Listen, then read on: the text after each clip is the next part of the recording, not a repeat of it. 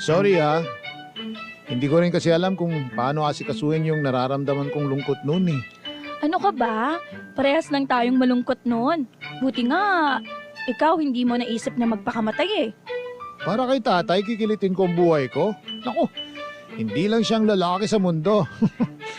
Sana, yan din ang nasabi ko nun sa ex-boyfriend ko, no? Eh di sana hindi ako naging T-bird ngayon. Bakit? May pagsisisi ka ba sa pagiging tomboy mo? Wala naman. Mas komportable akong magsuot ng panlalakit, magpakalbo palagi. Kaya lang, Kaya lang paminsan-minsan, nakakaramdam ako ng lungkot kasi nung bata ako, nangarap akong maging ina. Paminsan-minsan, parang yung batang ako, bumubulong sa akin na nagtatanong kung may tsansa pa bang tuparin ko ang pangarap niya. Kailan ka ba magiging ina? Ay, di mo na nga. Parang ano? Magiging ina!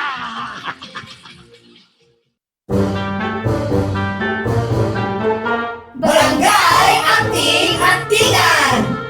Lights, camera, action! Hoy, Jersey! Naririndi na ako sa kaka-English mo, ah. Naloloka na ako sa'yo. Bakit ba kasi hindi ka na lang makontento dito? Yung mga foreigner nga dito mismo sa Pilipinas nagre-retire kasi nagagandahan sila dito, katulad ko. Nagagandahan sila sa akin. Charis. Tapos ikaw naman, nuknukan ka ng, ano na nga ulit yun, yung tawag nila doon? Yung mas sinusuportahan pa yung ibang bansa kaysa sa sarili mong bansa?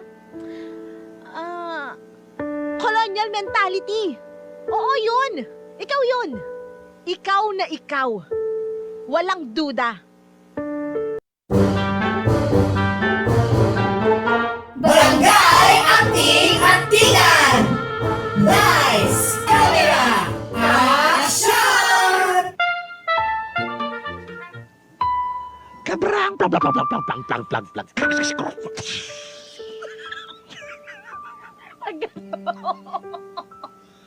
Hala!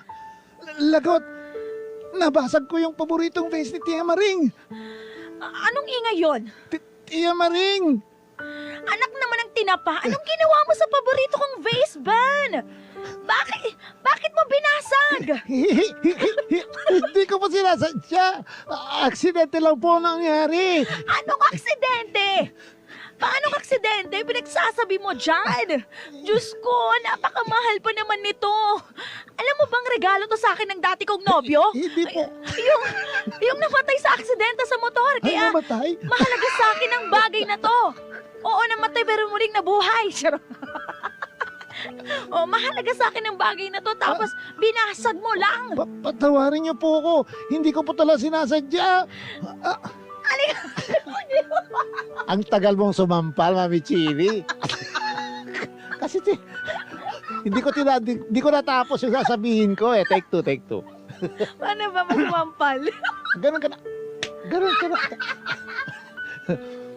Patawarin niyo po ako. Hindi ko po sinasadya. Halika nga dito! Tia! Maawa na po kayo! Ayan! Bagay sa'yo! Ayan!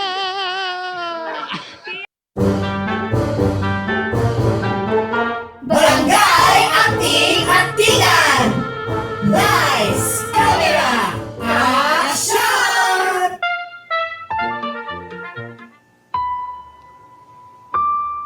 Eto po, Mi. Nag-order po ako ng paborito niyong pagkain. Ano-ano ba yan?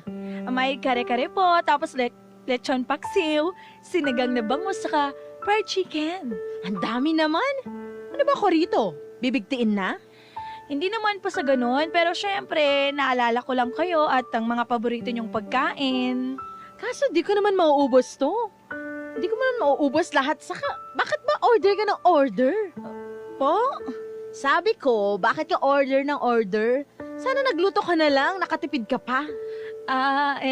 Hindi na po ako nakapagluto kasi busy po ako sa pag-aasikaso sa anak ko. Bakit? Naglilikot na naman ba yung bata? Opo, kaya binabantayan ko po. Hindi ka na talaga natahimik dyan sa batang yan. Napakasaway. Nasasanay na naman po ako sa anak ko, saka di naman siya laging pasaway.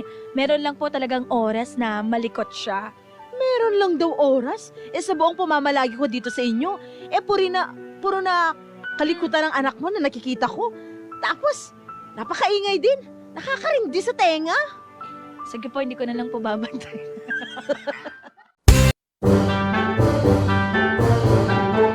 Barangay Acting Actingan! Lights, camera, action! Sobra na po kayo sa anak ko, Mi. Oh, ano ba ginawa ko sa anak mo? Para sa kaalaman mo, hindi ko siya pinalo o pinagmalupitan kaya umiyak yun, no? Baka mamaya, makasuhan pa ako ng child abuse nang wala sa oras. Hindi nyo nga pinalo o pinagmalupitan. Pero pinagsalitaan nyo naman na masakit kaya umiyak siya. Ano bang sinabi ko? Sinabi ko lang naman yung totoo. Kasalanan ko ba kung nasaktan siya? Hindi ko naman kontroladong nararamdaman nung anak mong balat sibuyas. Hindi nyo nga kontrolado pero sana naisip nyo man lang. Ang tawag doon, konsiderasyon. Alam ko ang tawag dun, no? Tingnan mo sa akin, Bobo. Siguro nga, ganyan talaga kayo. Anak ng tinapa? Ikaw pala nga anak na tinawag na Bobo ang sarili mong ina. Napakasama ng ugali mo. Kung ako masama ang ugali, dahil lang yan sa bagay na yan eh. Kamusta naman kayo? Ano pinagsasabi mo dyan? Sa dami ng mga masasamang sinabi nyo sa akin, kay Nash, sa asawa ko, sa bahay namin, at ngayon naman sa anak ko, malamang nasa inyo na ang korona ng pagkakaroon ng matabil na dila. Grabe ka, Matabil na bata dila ka! mo! Ha? Ikaw kaya dyan? Matabil ang dila mo, Nay! Barangay LS 89.3 Forever